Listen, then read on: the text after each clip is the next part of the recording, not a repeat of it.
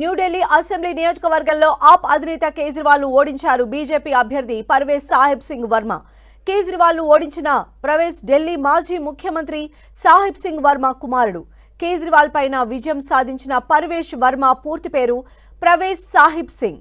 పర్వేజ్ తండ్రి సాహిబ్ సింగ్ వర్మ 1996 నుంచి 98 మధ్య ఢిల్లీకి సీఎంగా పనిచేశారు. మదన్ లాల్ ఖురానా అనంతరం సుమారు 2.5 ఏళ్లు ఢిల్లీ సీఎంగా పనిచేసిన ఆయన ఆ తర్వాత 1999లో ఎంపీగా గెలిచి పార్లమెంట్లో అడుగుపెట్టారు. వాజ్పేయి ప్రభుత్వంలో కేంద్ర కార్మిక శాఖ మంత్రిగా పనిచేశారు.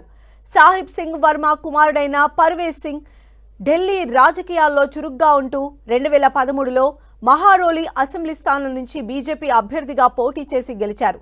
అనంతరం 2014-19 లోక్సభ ఎన్నికల్లో ఆయన పశ్చిమ ఢిల్లీ లోక్సభ స్థానం నుంచి పోటీ చేసి విజయం సాధించారు. 2014లో 2,68,000 ఓట్ల తేడాతో గెలిచిన పర్వేజ్ 2019లో 5,78,000 ఓట్ల భారీ మెజార్టీతో గెలిచారు.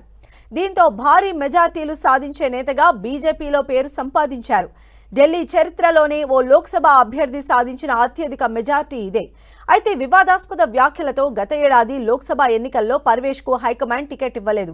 అనంతరం అసెంబ్లీ ఎన్నికల్లో కేజ్రీవాల్ కు ధీటైన అభ్యర్థిగా ఎవరిని దించాలన్న దానిపై బీజేపీ భారీ కసరత్తు చేసింది. చివరికి పర్వేజ్ వర్మను రంగంలోకి దింపింది.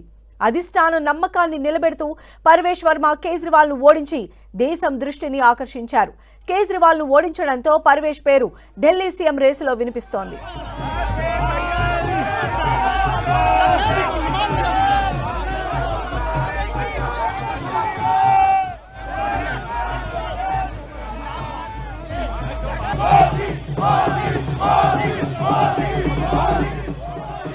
తనను గెలిపించిన ఢిల్లీ ప్రజలకు ధన్యవాదాలు తెలిపారు పర్వేజ్ సింగ్.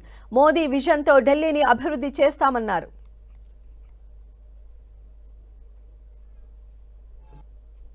हमें उनका 10 साल से साथ नहीं मिल पा रहा था, दिल्ली में कोई काम नहीं हो पा रहा था, मगर ये जो सरकार बन रही है दिल्ली में, ये प्रधानमंत्री जी के विजन को दिल्ली में लेके आएगी। तो मैं प्रधानमंत्री जी का धन्यवाद करता हूं कि उन्होंने अपना समय दिया और मैं ये जीत का श्रेय प्रधानमंत्री नरेंद्र मोदी जी को देता हूँ। दिल्ली की जनता का बहुत बहुत एक बार फिर से धन्यवाद करता हूँ। और ये जीत, ये प्रधानमंत्री नरेंद्र मोदी जी की जीत है, ये सभी दिल्ली वासियों की जीत।